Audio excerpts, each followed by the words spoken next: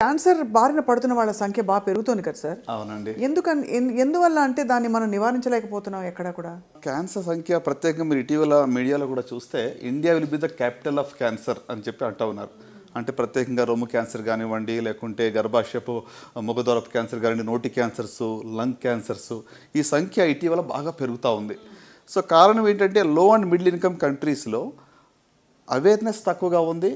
Early డిటెక్షన్కి మన దగ్గర facilities లేవు. ఇది మెయిన్ కదా సార్. సో ప్రివెంటివ్ స్ట్రాటజీ కూడా మన దగ్గర పెద్దగా లేదు. సో దానివల్ల నంబర్ ఆఫ్ కేసెస్ అనేది ఇటీవల బాగా పెరుగుతూ ఉంది. అంటే బహుశా కమ్యూనిటీ లెవెల్లో మనం దీన్ని అడ్రస్ చేయట్లేదేమో అనిపిస్తోంది సార్. తప్పకుండా. అంటే మీరు అన్నారు కదా క్యాన్సర్ సంఖ్య ఎందుకు పెరుగుతుందంటే మన life style is one reason I can say అండి. ఇప్పుడు మన చిన్నప్పటికి ఇప్పటికి చూస్తే మన జీవనశైలి చాలా వరకు మారిపోయింది.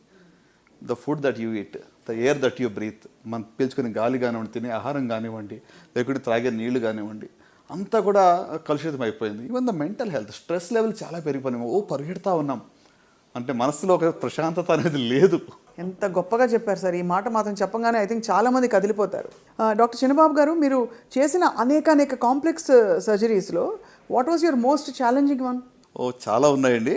బట్ అంటే నేను చేసిన సర్జరీస్ కన్నా కూడా పేషెంట్స్ మరి ఎంతో గ్రిట్తో వాళ్ళు ఓవర్కమ్ అయ్యి వాళ్ళు దాన్ని అంటే ఆ యొక్క సర్జరీని ఫేస్ చేసి ఆ యొక్క కాంప్లికేషన్ లేకుండా బయటపడడం అనేది మోర్ సాటిస్ఫైయింగ్ అంటాను. ప్రతి సర్జికల్ ఆంకాలజిస్ట్ కూడా కాంప్లెక్స్ సర్జరీస్ చేయడానికి ట్రైన్ అయి ఉంటారు. So but what is most important అంటే నేను చెప్పేది ఏంటంటే డిఫికల్ట్ పరిస్థితుల్లో పేషెంట్ కూడా ఫైట్ చేసి బయటకు రావడం అనేది నేను చాలా I feel it's more satisfying అంటాను. ఒక పేషెంట్ని చెప్పాలంటే గీతా సురేష్ అని, మరి she was mother of 2 young daughters, adolescent girls. So endometrial cancer అంటే యూట్రస్ యొక్క క్యాన్సర్, రోబోటిక్ సర్జరీ చేసాం. Within 2 months she recovered. జబ్బు తిరగబడింది వితిన్ 2 months. ఎంత అంటే నాకు నిరుత్సాహం, అరే ఏంటి ఇంత మంచి ఆపరేషన్ చేస్తాం, బాగుంది, అంతా చక్కగా అయిపోయింది అనుకుంటే జబ్బు తిరగబడింది ఏంటి అని చెప్పి చాలా మళ్ళీ బయాప్సీ చేసాం. Prove turn out to be ఇంకా మెటాస్టాటిక్ డిసీజ్ అంటామంటే అన్ని చోట్లకి పాకిన జబ్బు. సో ఇంకా ఏం చేయాలి, కీమోథెరపీ ఒకటే ఇవ్వాలి. కానీ ఆ పేషెంట్ దగ్గరికి వచ్చి ఒకటే అడిగింది, డాక్టర్ గారు నా పిల్లలు పెళ్ళిని చేయగలనా అని అడిగింది. నేను ఒకటే చెప్పాను, నీకు విల్ పవర్ ఉండి నువ్వు హృదయంలో అంటే in your heart if you decide that you will beat this disease, నీ వల్ల నీకు సాధ్యమవుతుంది. మా వల్ల వీ హ్యావ్ ఫెయిల్డ్, కానీ నువ్వు సాధించగలవు అని చెప్పాను ఆమెకు.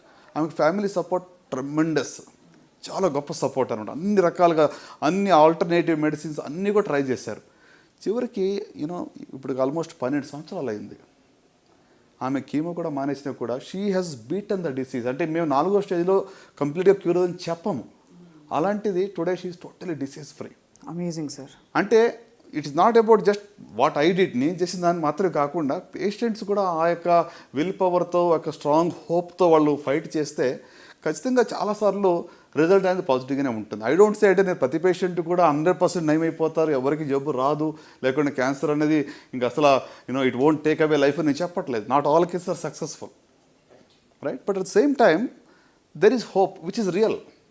అంటే ఇది రాసేసి ఒక డెత్ సెంటెన్స్ ఇస్తారు. నా దగ్గరికి వచ్చిన పేషెంట్స్ నా ముఖం ఎలా చూస్తారంటే వాళ్ళు చెప్తూ ఉంటారు, వెనక చెప్పొద్దు అని చెప్తూ ఉంటారు, వెనక సైక్ చేస్తూ ఉంటారు, ఆయనకు తెలియదు ఏం చెప్పొద్దు అంటే అంత భయం అనమాట. అది if I give a death sentence ఎంతకాలం ఉంటారు ఏదో నేను రాస్తానంటే ఆ రకంగా భావిస్తూ ఉంటారు.